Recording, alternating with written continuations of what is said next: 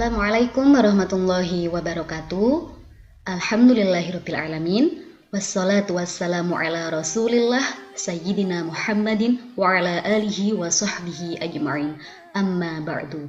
Fala haula wala quwwata illa billahil aliyyil azim. Alhamdulillah, pada pertemuan hari ini kita semua masih diberi kesempatan dalam mempelajari Al-Quran hadis dengan keadaan sehat walafiat.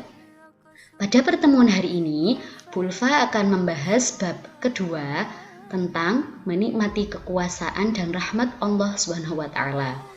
Sebelum kita memulai pembelajaran pada hari ini, kita mulai pembelajaran dengan pembacaan basmalah bersama-sama terlebih dahulu. Bismillahirrahmanirrahim. Sebelum kita memulai pembelajaran, pertama, Bu Ulfa akan menyampaikan kompetensi dasar yang akan kita pelajari pada bab kedua. Jadi intinya di sini kita akan membahas Quran Surat Asy-Syams ayat 1 sampai 10, Quran Surat Ali Imran ayat 190, dan hadis riwayat Bukhari dari Abu Hurairah tentang kekuasaan Allah. Akan tetapi, pada pertemuan hari ini, Bu Ulfa hanya akan fokus membahas Quran Surat Asy-Syams ayat 1 sampai 10. Selanjutnya, Quran Surat Ali Imran dan hadis akan Bu Ulfa sampaikan pada pertemuan yang akan mendatang. Insyaallah.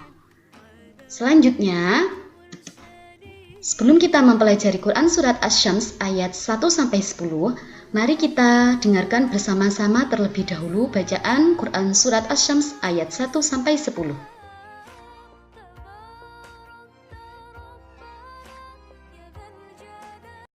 Bismillahirrahmanirrahim.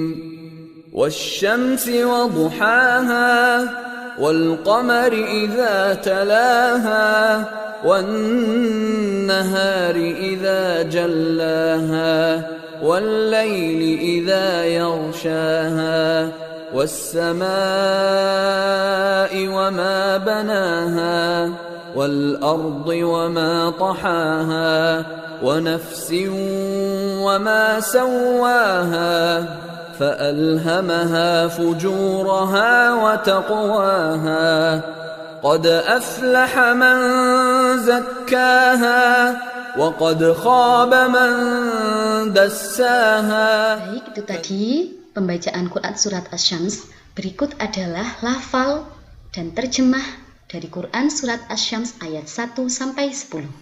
Bisa kalian pelajari per ayatnya. Selanjutnya, Bu Ulfa akan membahas kandungan atau penjelasan dari masing-masing ayat. Untuk penjelasan atau kandungan dari Quran Surat Asy-Syams, intinya secara pokok itu ada dua. Ada dua. Untuk ayat 1 sampai 8 itu lebih fokus menunjukkan fenomena alam yang menakjubkan. Kita bahas per ayat dari ayat pertama. Ayat pertama, wasyamsi wa duhaha.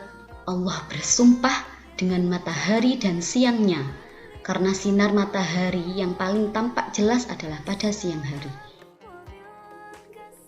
Jadi untuk ayat pertama sampai 8 itu hanya menjelaskan tentang fenomena alam. Untuk yang kedua, dan bulan apabila mengiringinya. Maksudnya apa? Mengiringinya di sini. Ketika matahari telah tenggelam, maka bulan mengiringi terbenamnya matahari. Bulan akan muncul menggantikan matahari.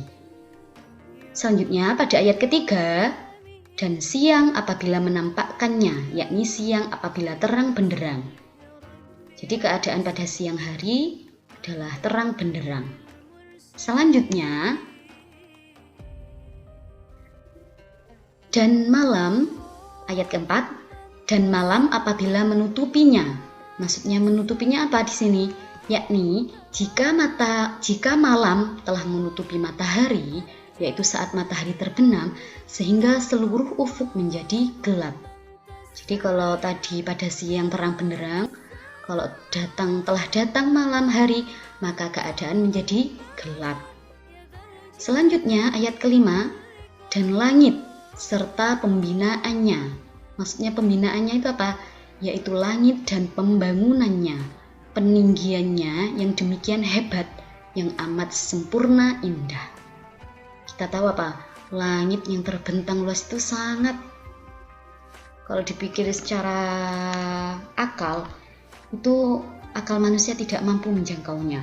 Luasnya langit, tingginya langit yang tidak dapat diukur, itu adalah sesuatu yang ciptaan Allah yang sangat indah, yang sangat sempurna. Selanjutnya ayat ke-6, dan bumi serta penghamparannya. Kita tahu Tuhan menciptakan bumi dan penghamparannya itu sangat luas sekali.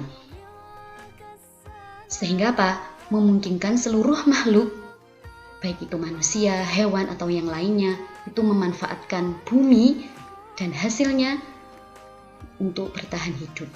Memanfaatkan bumi dengan berbagai seginya.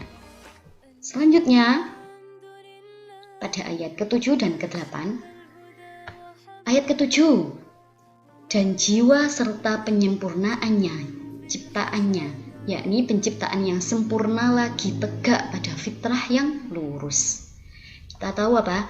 Manusia itu yuladu alal fitrah. Kita itu diciptakan dalam keadaan fitrah suci.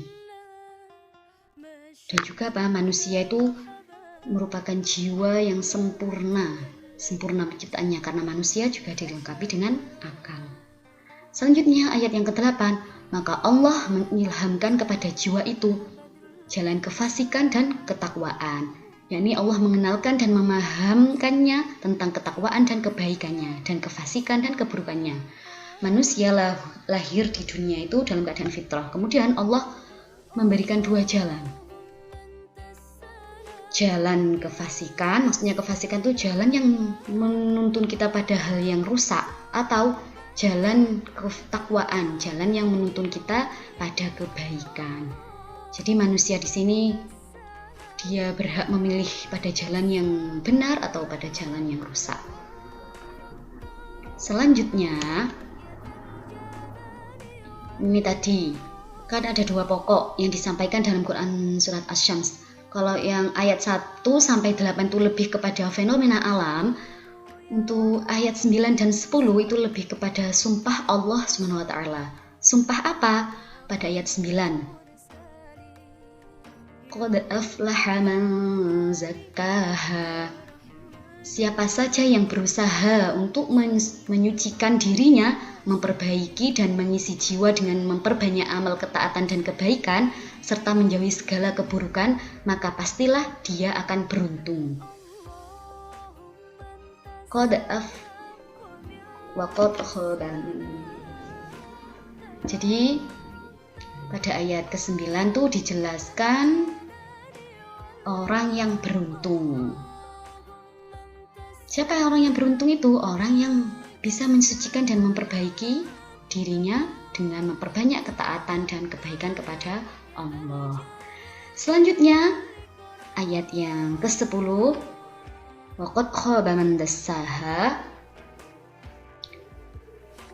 Siapa orang yang rugi itu? Merugilah orang yang menutupi jiwanya dengan melakukan berbagai macam dosa, sehingga jiwanya pun menjadi jiwa yang rendah dan hina. Sehingga dengan hal itu, jiwa tersebut berhak mendapatkan kesengsaraan dan kerugian di akhirat. Jadi kalau di ayat yang ke-9 ini, sumpah Allah untuk orang-orang yang mau mensucikan dirinya, maka dia adalah termasuk orang yang beruntung, dan tentunya balasannya adalah kebahagiaan di akhirat kelak berupa surga. Sedangkan di ayat ke-10 menjelaskan sumpah Allah bagi orang yang mengotori jiwanya, termasuk orang yang rugi dan kelak akan mendapatkan kesengsaraan dan kerugian di akhirat berupa neraka. Sekian untuk pembahasan mengenai Quran surat Asy-Syams ayat 1 sampai 10. Semoga apa yang kita pelajari pada hari ini memberikan manfaat pada diri kita sendiri dan memberikan manfaat pada orang lain. Sekian untuk hari ini, kita akhiri pembelajaran hari ini dengan membaca hamdalah bersama-sama. Alhamdulillahirabbil alamin. Wassalamualaikum warahmatullahi wabarakatuh. شب الهدى